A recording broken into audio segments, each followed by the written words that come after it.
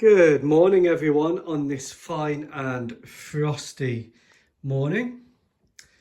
This is the Vietnam Air War collection for the 1 in 72nd What If Madagascan Air Force. This is just the Air Force and Army component, and this is just the models that are made, as in built and painted. Now, some of these need repainting because they are in the wrong scheme, so I thought I'd show you them all together, and then I'll indicate which ones I'm actually got to work on to repaint. Now, I've got some more of these big B&Q boxes en route, and that's where the museum will be housed.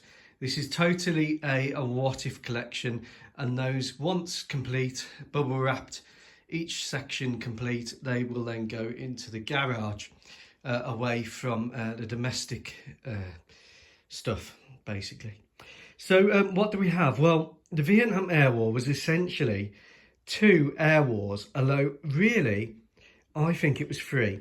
So you had the air war up north over Vietnam, then you had the air war over South Vietnam, which was a coin counterinsurgency warfare war.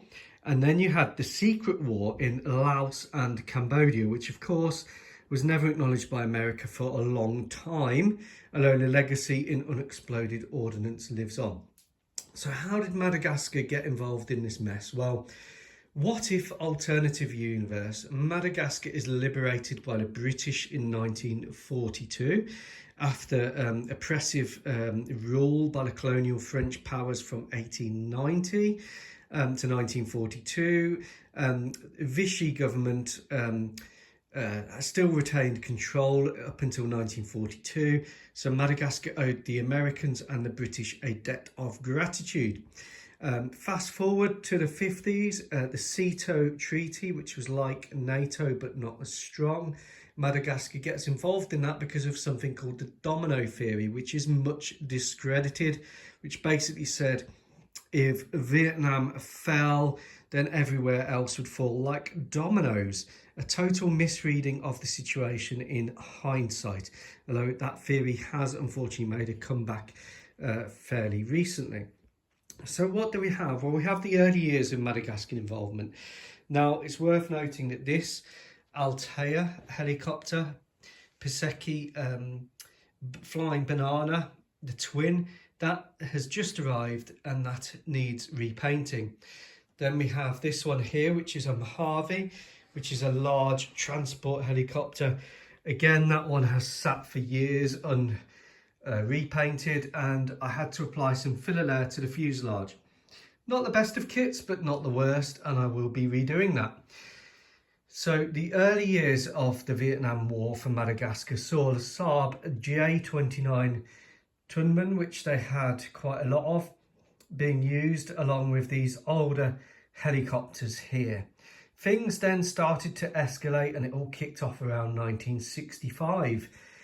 So that led to the commitment of the F-100 Super Sabre, of which we have quite a few examples here. These are in the overall green scheme, which was a Madagascan tactical scheme, and they need decalling and painting because they're lacking the roundels. At that time, other aircraft started to arrive, such as the CH-54 Sky Crane, which is there, and that needs repainting. I managed to pick that up on eBay, and that was used to recover downed aircraft. Helicopters again started to arrive in numbers, and we have a Frog Wessex there with a cannon from the Hobby Boss kit. So these started to arrive to support the ground forces, along with a T-28 attack aircraft. So going back to the F-100s, these were used to provide close air support. So we have a variety of configurations. Got this first one here, which has got rocket pods on the outside, and then it's got two napalm bombs. Now, I don't like napalm, but it was unfortunately used. We've got a two-seat F-100F, and again, these do require decalling. We've got a jamming pod, got a Rockeye cluster bomb, We've got Shrike, anti-radar missile, and again a rocket pod.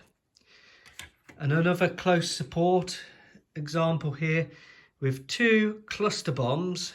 Those are the green bombs near the centre, and 2 rocket pods. Cluster bombs, of course, were used extensively in Vietnam, and their legacy lives on today. And here we've got 2 Mark 82s with the extended fuses, and a rocket pod and a single Mark 82 on that side. So controlling all of these and telling them what to hit would be the fast forward air controller, which is this F5B, a very old Hasegawa kit. 2 rocket pods, jamming pod, and a cluster bomb on this side. Nice little kit that has got aftermarket ejection seats, because the ones it come with are terrible. Then we've got the close support Corsair, the F4U-7, A37, which is escorting the Jolly Green.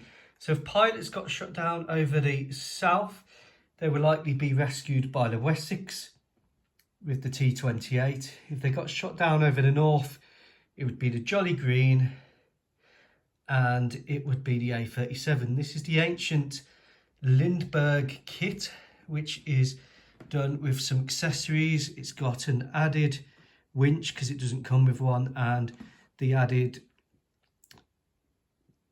part there, which just goes